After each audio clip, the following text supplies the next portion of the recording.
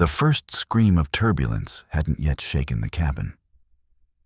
When the real shock arrived, a little girl's bright pink unicorn backpack tumbled into the aisle landing at the polished heels of a woman who believed the world existed to stay out of her way. In the hushed, amber-lit elegance of Flight 452's business class, the collision of those two worlds felt almost obscene.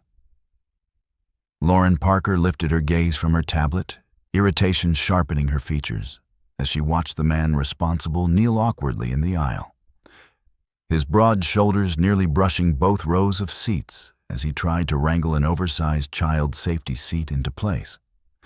The contrast between them was almost theatrical.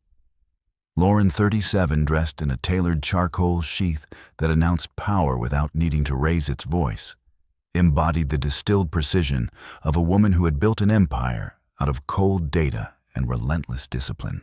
Her blonde bob framed a face that Fortune magazine had once described as the future of American leadership. She was the sort of person who closed 8-figure negotiations before breakfast, the sort who moved through airports with the smooth certainty of someone convinced the universe bent subtly in her direction. Which was why the sight of him bothered her. Michael Reynolds looked nothing like someone who belonged in the quiet sanctuaries of business class.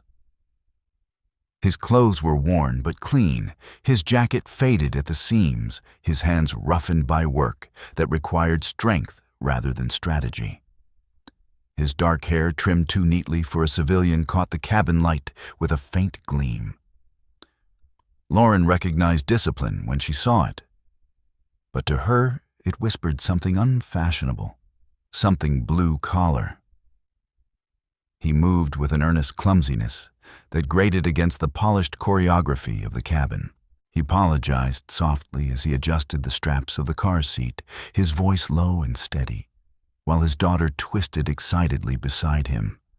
Lily Reynolds, 8 years old with a tumble of chestnut curls and eyes that held far more wonder than the mile-high world around her deserved, pressed her face eagerly to the window, narrating every ground crew movement as if she were calling a live broadcast of a miracle. She clutched a sketchbook filled with pencil drawings of airplanes rendered in the enthusiastic hand of a child who adored something deeply. Lauren watched Mike with a faint curl of amusement edging into disdain. People like him didn't buy business-class seats. They scraped together miles or saved for months or got lucky on an upgrade. She could smell it on him, the careful budgeting, the practical shoes, the humility of someone who lived on the wrong side of luxury. A man carrying a unicorn backpack simply didn't belong beside executives who closed mergers worth millions. When her voice rose, it did so with masterful nonchalance, projecting effortlessly to the nearest rows. Business class isn't always the right choice for everyone. Sometimes people forget to consider whether they truly fit the lifestyle. A few chuckles drifted from nearby passengers. Lauren didn't laugh. She simply sipped her sparkling water as if the matter were settled. Mike's jaw tightened. It was a subtle movement, but not subtle enough to hide the simmering in his eyes. Still, he kept his voice gentle when Lily tugged on his sleeve and whispered, confused by the sudden shift in the air. He had learned long ago to swallow pride for the sake of peace. He checked her seatbelt again, smoothing her hair as if it were the simplest truth in the world, that nothing else mattered. He pulled out a small book about a brave little airplane, its pages softened by years of bedtime readings, and Lily's face brightened instantly. As the aircraft taxied away from the gate, the soft hum of engines settled beneath the steady rhythm of pre-flight routines. The lights dimmed to a warm glow. Conversations hushed, tablets tilted. Across the aisle, Lauren returned to her presentation for a board meeting scheduled in Manhattan the next morning, a meeting meant to secure a deal worth nearly $4.3 million. She barely noticed the flight attendants beginning their checks. She barely noticed the captain's voice drifting through the cabin speakers with calm authority. What she did notice, though, was the strange flutter of something like discomfort, an unwelcome echo stirred by the father's quiet tenderness. It irritated her more than she expected, yet even as she attempted to focus, something about the man nagged at her. There was precision under the gentleness, and alertness beneath the humility. He moved like someone who once mastered storms instead of fearing them. Lauren dismissed the thought. The people like him did not hold power. They held tools. They followed orders. They fixed things built by people like her. Still, as Lily giggled at her father's airplane sound effects, a faint unease rippled through Lauren Parker's immaculate composure, though she could not yet name it. She had no way of knowing that within hours, the man she had quietly judged would be the only person standing between her and the sky's unforgiving darkness, and that the story she believed she was living, the story of control, superiority, and certainty, was about to be rewritten mid-air. A thin crack ran through the flawless calm of the cabin the moment Lauren Parker let her words drift into the air like a blade. Business class isn't always the right choice for everyone. The comment settled over the nearby rows, with the soft weight of judgment drawing a few polite stifled laughs from men in tailored suits who recognized cruelty dressed as sophistication. For Lauren, it was nothing more than an observation, a truth uttered with the same casual precision she used in boardrooms. For Michael Reynolds, it was a reminder of every quiet humiliation he had chosen to endure for the sake of his daughter's peace. He didn't look at Lauren. He kept his focus on Lily, tightening the last strap of her seat, as if that small act of care were an anchor keeping him steady. His breath slowed, a controlled rhythm, learned from years of cockpit discipline. He had learned during long deployments that the world could misjudge him as it pleased. The only opinions that mattered were the ones held by the people he fought to protect. But now his battlefield was a polished airplane aisle, and the only one needing protection was the little girl blinking up at him with innocent confusion. "Daddy, why is everyone laughing?" Lily's voice was soft-touched with unease, her hand finding his with instinctive trust. She had always been perceptive, absorbing emotional shifts, the way most children absorbed melodies. Mike met her gaze, seeing the faint tremor in her expression, and felt a familiar ache pulse beneath his ribs. He would have given anything to keep the world gentle for her. He smoothed the curls from her forehead. "Some people make noise because they don't know how to be quiet, sweetheart. We're exactly where we're supposed to be." His voice was warm, sure, and Lily relaxed at the sound of it. But Lauren noticed the exchange, and something flickered in her chest. Annoyance, yes, but also something sharper, something uninvited. His calm unsettled her. She was used to people bristling, shrinking, or apologizing when confronted with her subtle scorn. This man simply absorbed it, redirected it, and returned his attention to what mattered to him. And what mattered unmistakably was the child. It was the kind of devotion that felt foreign to her, almost threatening in its simplicity. Lily opened her sketchbook again, flipping to a page filled with the rough outline of a fighter jet, wings angled sharply, engines exaggerated as if drawn with breathless admiration. Lauren glimpsed the page and nearly scoffed aloud. Perhaps the child dreamed wildly because her father did nothing to ground her in reality. Or perhaps she conceded privately the girl simply had imagination. The cabin soon settled into its cruising rhythm, but the tension lingered like a watermark. Business travelers tapped at keyboards, trading markets, and corporate crises, while flight attendants glided through the aisles, offering sparkling water and mixed nuts. Lily sipped her apple juice and resumed her excited commentary about clouds and engines recovering quickly from the earlier discomfort. Mike listened with patient delight, nodding, answering questions, expanding her world with simple explanations and gentle metaphors. Lauren observed again despite herself. She wanted to be irritated by the softness between them, to retreat behind the armor of dismissive superiority she had worn for years. But instead, she felt a faint stirring of disquiet. She had judged him swiftly, confidently, with the precision of someone who spent decades shaping her instincts into weapons. Yet something about the man did not fit the narrative she crafted in her mind. His posture, his steady gaze, the quiet authority in how he comforted his daughter. It was the posture of someone who had once held real power, the kind that couldn't be bought, sold, or flaunted in glossy magazines. She tapped her tablet again, trying to focus on her presentation, but her eyes drifted back toward him, studying the faded jacket, the disciplined haircut, the reflexive awareness in his movements. Something about him whispered a story she had entirely overlooked, and if she had been paying closer attention, perhaps she would have recognized that this unassuming father, humiliated by a spilled backpack and a careless remark, was a man whose courage would soon hold the lives of every passenger in his hands, including hers. The first tremor was small, nothing more than a subtle shiver that barely disturbed a few glasses, yet it carried an undertone that made seasoned travelers glance up in mild confusion.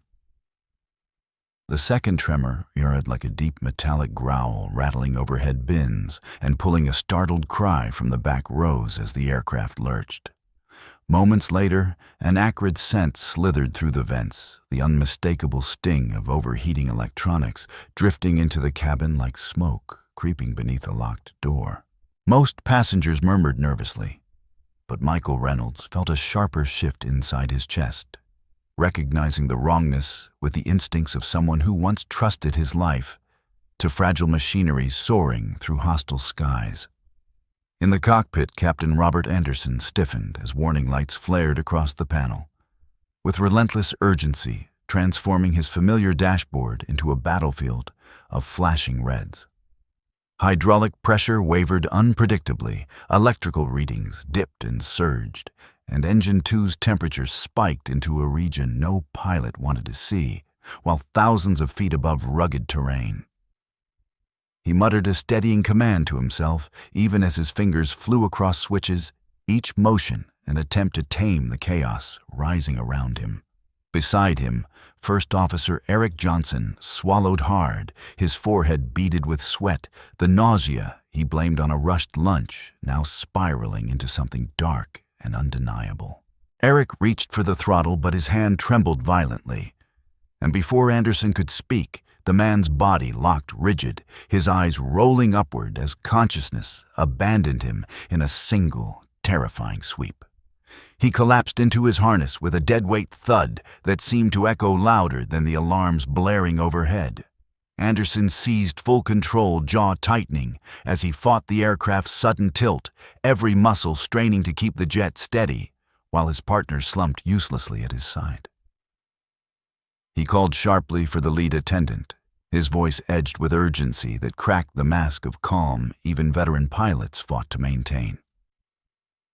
Jenna Thompson arrived within seconds, but the sight of the unconscious first officer stole her breath, her composure shattering in a brief flicker before duty forced her back into motion. She asked if they were declaring an emergency, her voice barely steady while the captain battled another violent roll that shook the entire fuselage. Beyond the cockpit walls, passengers clutched their armrests as drinks splashed across their trays and whispered conversations dissolved into gasps. Children cried, adults whispered prayers, and the once quiet luxury of Flight 452 melted into a raw collective dread. Lauren Parker's tablet slid from her hands as a new tremor struck her heartbeat thundering in her ears as she realized how little control she truly possessed. Wealth, strategy, and influence meant nothing inside a wounded aircraft trembling miles above unforgiving land. Another jolt cracked the silence, and someone screamed the sound, cutting through the cabin as sharply as the alarms in the cockpit. And as Captain Anderson lifted the intercom switch with a hand that refused to tremble, he prepared to summon hope from the impossible, knowing the lives of everyone aboard now hinged on a single question, and no pilot ever wished to ask. The cabin held its breath as Captain Anderson's announcement echoed the words striking with the cold force of undeniable truth. If there is any licensed pilot aboard, please identify yourself immediately. Silence closed in around the passengers, thick and suffocating, as if 200 hearts froze in the same instant. A few people exchanged desperate glances, searching for anyone who might stand. But no one moved, and the stillness deepened until it seemed to pulse against the trembling walls of the aircraft. Michael Reynolds felt Lily's small hand clutch his own, her fingers threading tightly between his as another shudder rippled through the plane. Her eyes wide and frightened, fixed on him with a trust that pierced straight through the conflict raging inside him. Years ago, he had made a promise to Megan as she lay fading beneath hospital lights, her voice fragile yet fierce, as she begged him to stop risking his life and stay close to their daughter. Since then, he had become a man who repaired planes instead of flying them, a man who kept both feet on the ground because Lily needed a father, more than the world needed another warrior. Another shriek of metal tore through the cabin, the aircraft dipping just enough to send a ripple of panic through every row. Lily gasped and clung to him, burying her face against his sleeve as her breath hitched with fear. And in that moment, the truth settled. With unshakable clarity, staying seated was no longer the safe choice. If he did nothing, the danger would devour them all. Protecting Lily now meant stepping into the fire he had sworn to avoid. His heart tightened painfully before he reached into his jacket and pulled out the worn leather wallet he rarely opened. Behind his driver's license was the card he never discarded, the last piece of a life he tried to bury. Major Michael Reynolds, United States Air Force, F-15 Strike Eagle pilot. He stared at the faded print, remembering desert heat night missions radio calls and the sensation of lifting steel wings through hostile skies. It all rushed back with startling sharpness, carrying with it an old strength he had not allowed himself to feel in years. Lily looked up, confusion softening her voice as she asked what he was doing, her grip loosening just enough for him to lift her hand gently away. Michael rose, and the act alone rippled through the nearby rows like a quiet revelation. The people who had ignored him, judged him, or barely noticed him, now watched with stunned confusion as he stepped into the aisle. Jenna appeared almost instantly, fear flickering into hope, when he pressed the card into her palm. Her eyes widened as she read it, then shot upward with astonished relief. "That's my dad," Lily whispered proudly, her voice lifting just enough for those nearest to hear. "He can fly anything." And as Jenna guided him toward the cockpit, the fragile quiet of the cabin shifted, replaced by the first fragile spark of belief. The cockpit door swung open with a hiss. Michael stepped inside, leaving behind the frightened whispers of the cabin and the small, steady heartbeat of his daughter, still echoing in his mind. Captain Anderson barely glanced back as Jenna announced who had arrived. But the moment he saw the military identification card in her trembling hand, something in his posture shifted. Relief, disbelief, and urgency collided in a single sharp breath. Without hesitation, Michael slid into the jump seat, his eyes scanning the chaotic landscape of flashing warnings and unstable readings displayed across the instrument panel. The scent of burning electronics was far stronger here, weaving through the enclosed space like a grim omen. Anderson spoke quickly, his voice taut with the effort of maintaining controlled flight. "Partial hydraulic failure. Electric instability. Engine 2 overheating. First officer down. Storm system ahead with no safe detour at current altitudes." It was a list designed to crush even seasoned pilots. But Michael absorbed every word with an uncanny calm, born from years of navigating life or death missions. His fingers moved instinctively across the unfamiliar commercial layout, adjusting dials, silencing non-critical alarms, and identifying the systems that still obeyed their commands.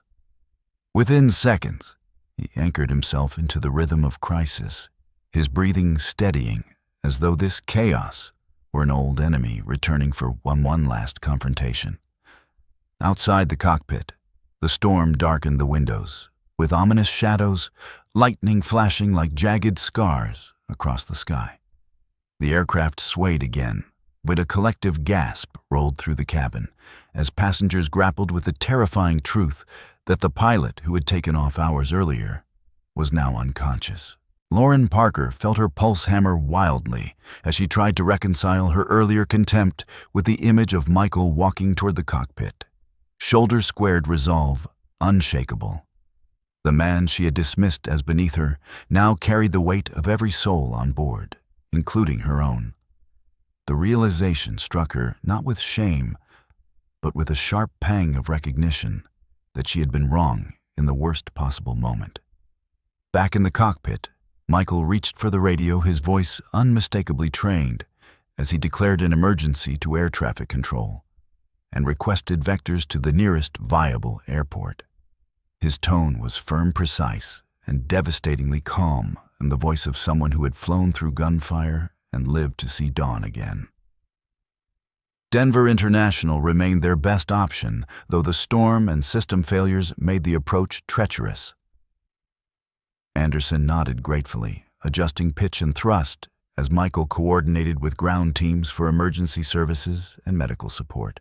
The two men fell into an effortless cadence, each motion mirrored by trust, each second pulsing, with the silent understanding that survival depended on absolute synergy.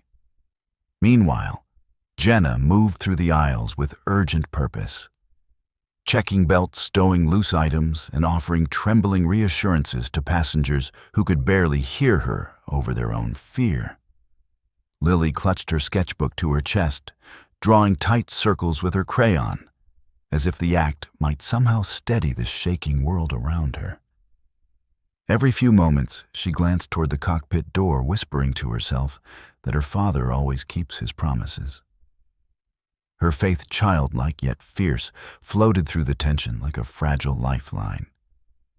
Lauren watched her, struck by the irony that the smallest person aboard understood strength in a way she never had.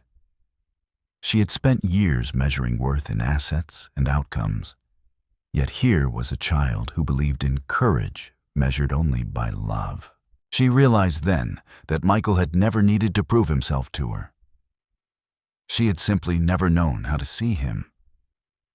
Inside the cockpit, another wave of turbulence shoved the aircraft sideways, forcing Michael and Anderson to fight the controls with every ounce of strength. Warning lights flared again, casting red reflections across their faces like the glow of approaching fire. Michael steadied the systems with quick hands and sharper instincts, recalculating descent parameters as the storm churned outside in furious sheets of rain. "Hold on," he murmured almost to himself, as much as the aircraft, his gaze fixed forward. "We are not losing this fight today."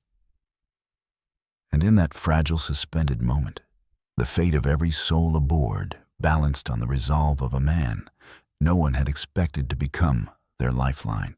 The cheers had barely faded when Michael stepped out of the cockpit, exhaustion clinging to him like a second skin, yet the moment he crossed into the cabin, silence fell as completely as if someone had drawn a curtain across the noise. The passengers who had judged him, ignored him, or laughed behind raised hands, now watched him with expressions transformed by awe and disbelief. Some stood instinctively moved by gratitude they could not yet articulate, while others pressed trembling palms to their hearts as though anchoring themselves to the simple miracle of still being alive. Lily broke through the stunned quiet with a cry of joy, launching herself into her father's arms, and the cabin exhaled at once the sight of her small body wrapped around his neck, offering a final confirmation that the nightmare was truly over. Michael held her tightly, breathing in the warm comfort of her strawberry shampoo, letting it wash away the last remnants of adrenaline still clawing at him. He whispered that everything was all right, that she had been incredibly brave, that he was proud of her. Lily looked up with tear-bright eyes and declared she had known all along he would save everyone, because he always kept his promises. Her voice carried farther than she intended, and a ripple of emotion swept through the rows as people realized courage for him had never been a performance, but a quiet instinct bound to love, loyalty, and duty. Lauren Parker approached slowly, her steps tentative, as if she feared disturbing something sacred. Her immaculate image was gone, replaced by a woman whose mascara had run in uneven tracks down her cheeks, and whose tailored dress bore wrinkles she had never allowed before. Yet for the first time, she looked human rather than perfect. She asked him to wait, her voice soft, stripped of its former sharpness. When he met her gaze, she faltered, breath hitching, as she admitted she owed him an apology far larger than words could hold. She apologized not only for misjudging him, but for reducing him to a caricature built from her own blind assumptions. She thanked him for saving every life aboard, including hers, and confessed she had never felt so small as when she realized how deeply she had been wrong. Michael lifted Lily higher on his hip and answered in the same steady way he had answered every challenge that day. She owed him nothing, he said. He was merely a father doing what he had to do. Anyone would have done the same. But Lauren knew instantly that was not true. Most people could not have fought through a failing aircraft and a storm with such composure, nor carried the burden of 200 souls without breaking. His humility struck her harder than any accusation could have, because she could see now all the layers she had failed to notice before. But for all the strength hidden beneath quiet gestures and worn clothing. As passengers filed out and some paused to thank him through cracked voices or trembling hands. A business traveler who had mocked him earlier attempted a stiff bow of gratitude. A young woman whispered that he had given her a second chance at life she would not squander. An older man pressed his hand to Michael's shoulder and murmured that heroes rarely wore the faces people expected. Michael nodded politely to each of them, though he longed only to slip away with Lily before the weight of their gratitude became suffocating. But before he could go, Lily tugged at Lauren's sleeve with the innocent certainty of a child unburdened by social hierarchies. She invited Lauren to dinner with them, insisting her father made the best spaghetti, and that there was always room for one more friend. Michael tried to intervene, embarrassed by the vast gulf between their lives. But something in Lauren's expression stopped him. She looked shaken not by fear anymore, but by the sudden realization of how isolated she had become in her pursuit of success. The invitation, simple and unpolished, cracked something open inside her. They shared a modest meal in a small restaurant near the airport, a place with vinyl booths and paper napkins instead of elegance. Yet sitting across from Michael and Lily, Lauren felt a warmth she had not known in years. She laughed as Lily explained aerodynamic principles using French fries, marveled at Michael's gentle patience as he recounted stories of his late wife, and found herself setting aside her phone without realizing it. For once she was not a CEO or a public figure. She was simply a person at a table with two others who had shown her something she had forgotten how to see. Later, as Michael carried Lily toward the shuttle, Lauren called out a final thank you, not for the landing, but for showing her what courage truly looked like. He told her quietly that everyone was fighting something, and the lucky ones had someone worth fighting for. And as he stepped into the shuttle, leaving her standing alone beneath the soft drizzle, she realized she had glimpsed a different compass for her life, one not built on achievement, but on humanity. In the weeks that followed the emergency landing, the world seemed far more aware of what had happened than Michael Reynolds himself wished to be. News channels replayed the dramatic runway footage again and again, narrating it with breathless reverence, as though it were a spectacle rather than a narrow escape. Requests poured in from journalists, eager to turn him into a headline, from publishers seeking memoir rights from studios envisioning a film about the silent hero aboard Flight 452. Yet Michael declined them all, retreating into the modest rhythms of his life, rising early, fixing aircraft, and returning home each evening to the one person whose belief in him mattered more than the admiration of strangers. Still, the landing remained carved into his memory with quiet permanence. When the apartment grew still at night and Lily slept behind her half-open bedroom door, Michael sometimes stood by the window, watching the glow of passing aircraft trace fragile arcs against the dark sky. They stirred something in him, a mixture of longing and acceptance, as though the sky were an old companion greeting him from afar. But each time he considered those feelings, he reminded himself that he had chosen a different mission now. He had promised Megan long ago that he would live in a way that kept him beside their daughter, not drifting through distant altitudes where danger soared unseen. For Lauren Parker, the aftermath unfolded like a slow unraveling of everything she once believed defined her. She returned to her office tower, expecting to slip back into her role with ease.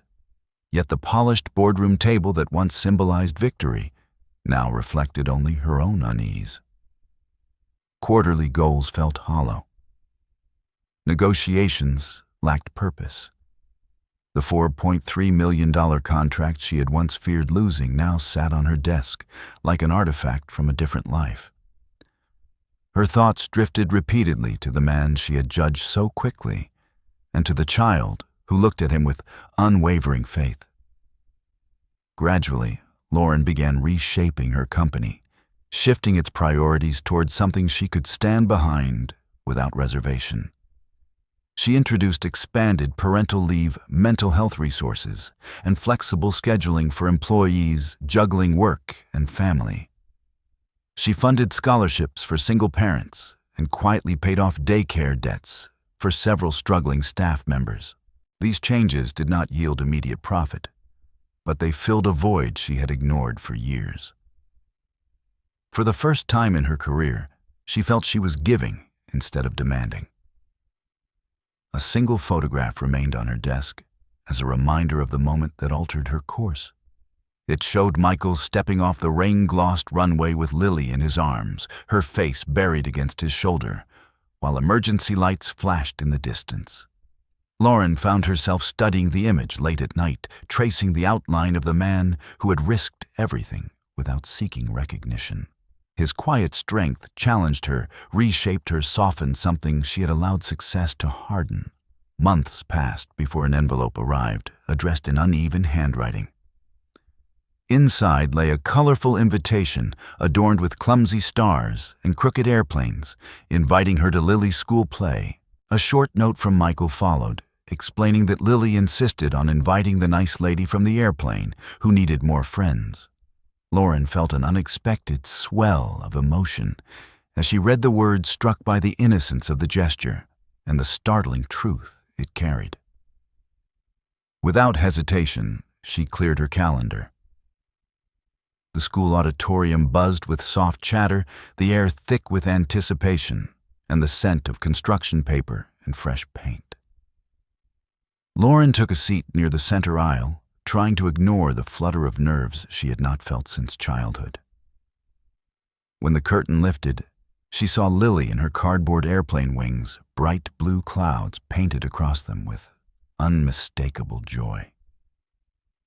The little girl spoke her lines with such sincerity that Lauren felt something inside her shift, a reminder of the courage it took to dream freely.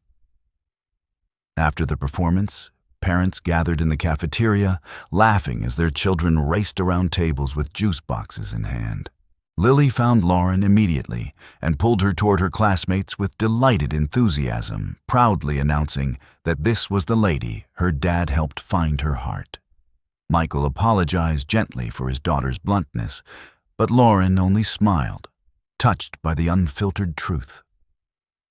As the crowd thinned, Lauren and Michael stepped outside into the cool twilight, lingering on the sidewalk while Lily skipped ahead, humming her lines from the play.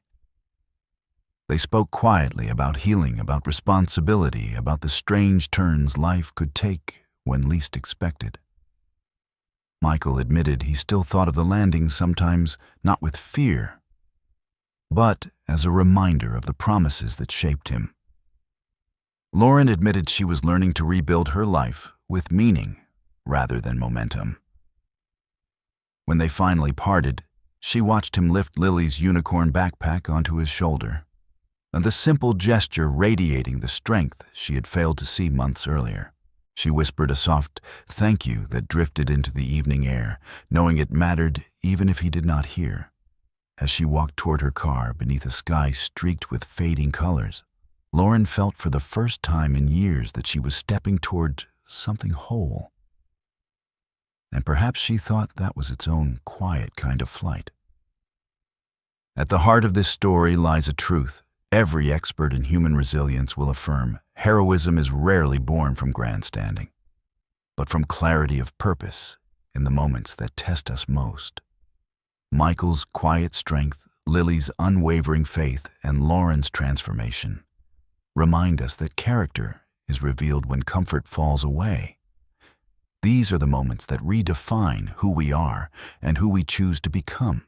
If you found meaning in their journey, consider liking and subscribing to follow more stories that illuminate the extraordinary within the ordinary. And before you go, share your voice below by commenting a simple phrase that captures the spirit of courage and renewal at the core of this tale. Stand strong.